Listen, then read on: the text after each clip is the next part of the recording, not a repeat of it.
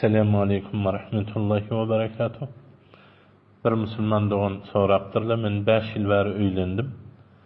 Yani denanam başgalam namazyny az okuýar, yani az wagtlarda namaz okuýar.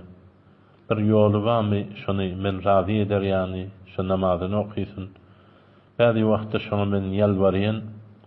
Inha onda da namazyny okuýmaýar. Men hemişe narahat bolýan. Ondan soň hemişe qyyn waryan. Bäzi wagtda aramlyk bilen hem aýdýan, emma her näme işetsem de inha okulag asmaýar. Maňa ne endaza wajib bolýar şoňa şeýle zatlara aýtmaklyk diýip sorapdyrlar. Aziz musulman dogallar, emri bil maruf, nehy az munkar. Ne her bir musulmana farz, 40 farzyň biri diýilýär. Ne ýan ýoldaşyňa beterrek, çünki ýan ýoldaşyňa seniň kıymamyýetiň de barda. Er-rical qawwamun alin-nisa. Inha muny sen hukman aýdyp durmaly. Inha gowrak ýolda bilen öz atasy bardyr, ennesi bardyr, kardeşi, aýal dogany, ýa öz boýdaşy, ýa her bir gepi geçen inha bir mehremrak adam, ýa bir gowy jeleselere gitsen, ýa denanalaryň dini jeleselerine akidip şeýle din barlygyny, diniň azamatini, diniň peýdalaryny düşündirsen, inha bir suhanranileri, zatlary eşitdirsen namazyň ähmiýetiniň barasynda, namazyň ejazy ilmisiniň barasynda da aýdylan suhanraniler bar.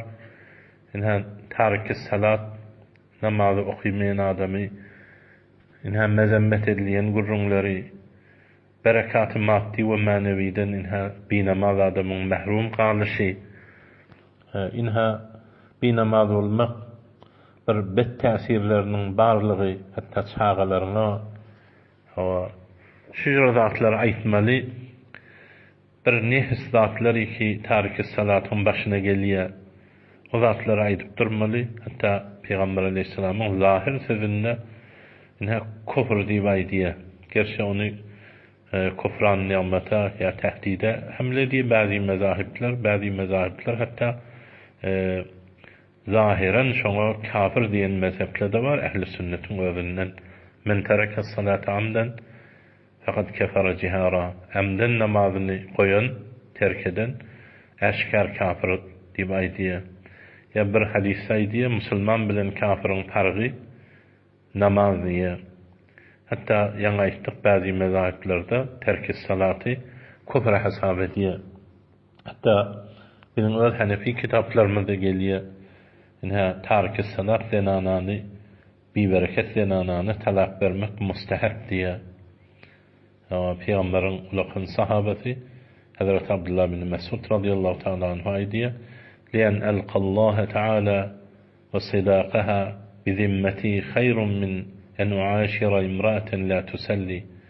Kıyamet gün Hudaýyň garşysynda hesaba sataşmaklygym denanama inha şeýle haqqun nas mehri boýnumda bolup, mehri şoňa bergi bolup sataşmaklygym, şunu men ýene gowrak barýan bir binamaz denana bilen maşeret etmegimden diýýär. Haqqun nas gaty bir hatarnak zat, emma şondan da beterrek diýip aýdýar. Onuň üçin şu menhejle bilen bilahara hidayet etjek bolmaly.